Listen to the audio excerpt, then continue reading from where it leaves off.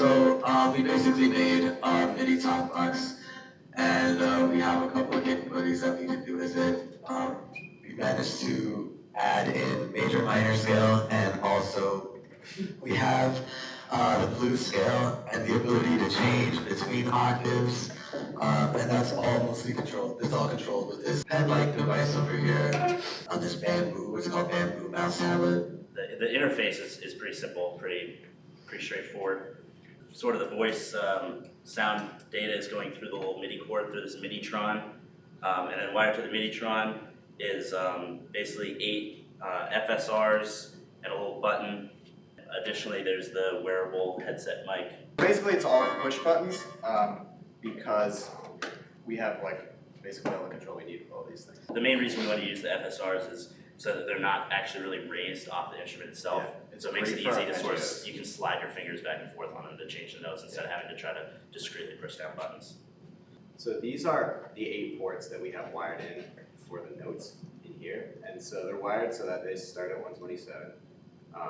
So you'll see when you push them in, so that's the first one, it goes through a less than 127. And then it goes into one of 6 scales. It's banging whichever note number corresponds with the scale. So we have an octave 0, octave plus 1, then minor octave 0, minor plus 1, then blues octave 0, blues plus 1.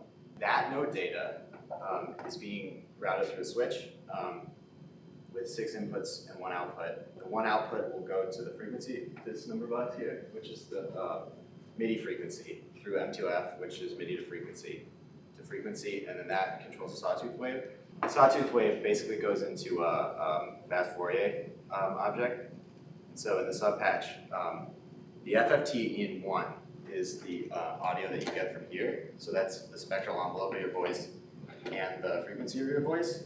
And what happens here is coming from the left outlet there is the spectral information of your voice. So it's like all your formants, all the bandwidths, all that kind of stuff. And then from the right, that's the sawtooth. So that's performing an FFT on the sawtooth, taking just the frequency of the sawtooth and then putting them through one singular FFT out.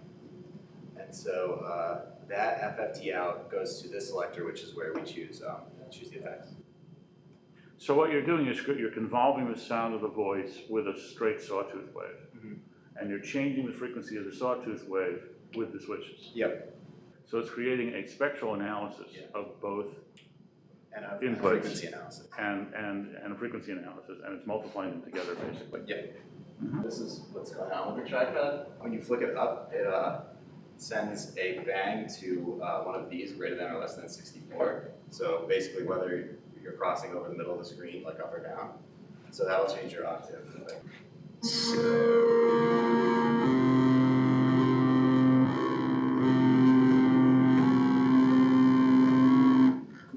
It's not the best way to do it, but it works. And also, so the scales are also changed. If you flick it to the left, you're going to get a major scale. If you put it across the middle, so this is minor scale. And if you flick it all the way to the right, I don't know if you can see, I should. If you flick it all the way to the right like this, you're going to get a blues scale. Also, you can harmonize with yourself if you click the pen down. That's a fifth. It's this little slider here. If you want to do like a third,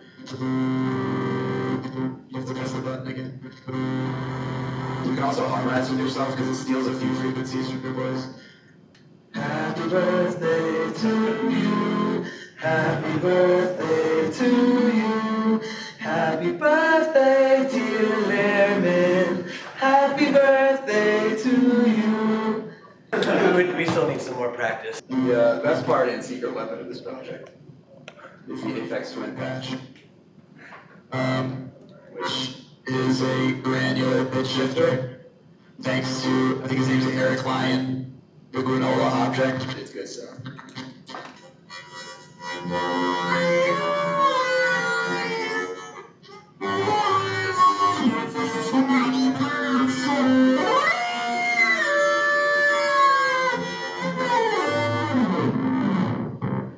Technically, the pitch is still there, but you never know.